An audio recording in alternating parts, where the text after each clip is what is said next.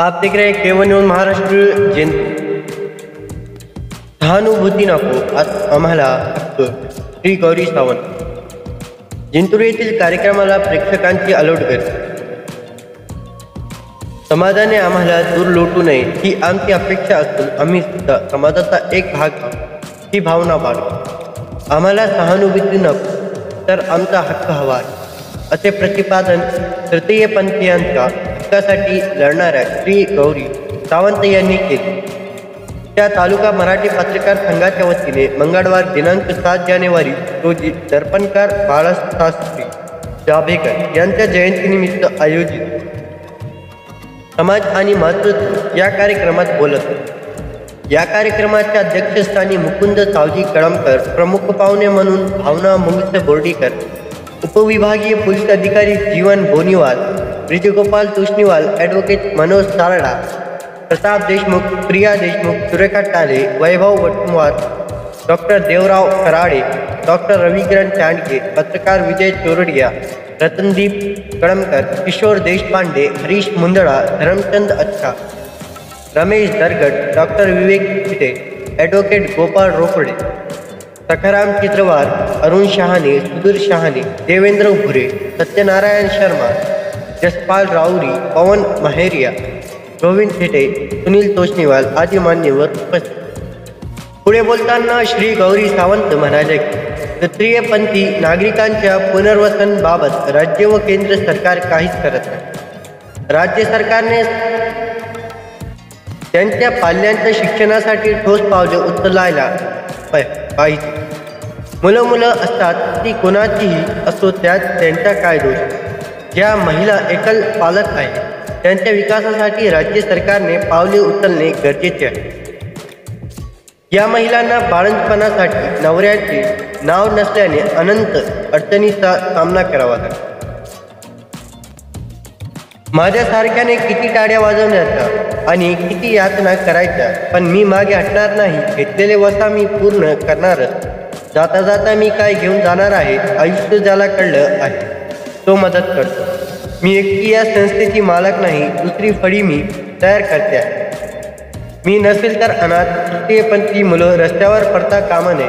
एकीकडे तृतीयपंथीयांचे सक्षमीकरणाचे काम सुरू आहे। आता मी झाड लावलं आहे, त्याचा वटवृक्ष व्हायला अजून अवकाश आहे। खरं तर अशा घराची आवश्यकता नको, पण नाईलाज आहे। मला समाजापासून दूर नाही जायचं ही सुरुवात आहे।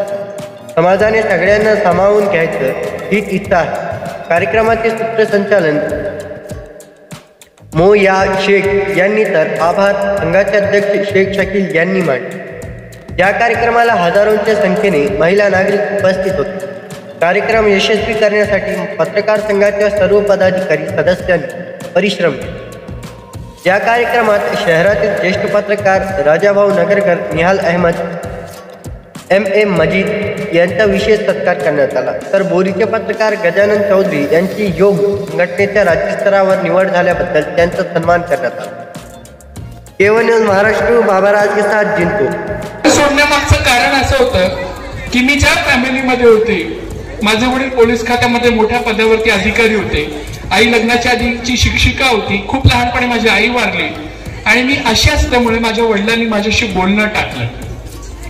तुम्ही विचार करा, ज्या घरामध्ये मी जन्माला आली, जिथे लहानाची मोठी झाली, त्यांनी मला सगळे ड्रॉप्स पाजले, सगळं पाळलं, फक्त मी अशी थोडीशी वेगळी म्हणून माझ्याशी बोलायचं माझ्या आई वडिलांनी सोडून दिलं। आई तर खूप लवकर वारली, बाबांनी बोलायचं सोडून दिलं।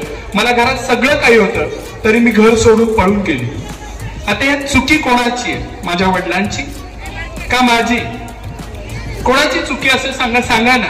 तुम्ही इथे जे सगळे बसलायत ना, ताई प्लीज, इथे तुम्ही जे सगळे बसलायत ना, त्या माझ्या चुकीचे साक्षीदार आहात, त्याची कारणीभूत तुम्ही आहात। तुम्ही म्हणाल ताई कसं ग तू आमच्यावर ब्लेम देत एवढा मोठा?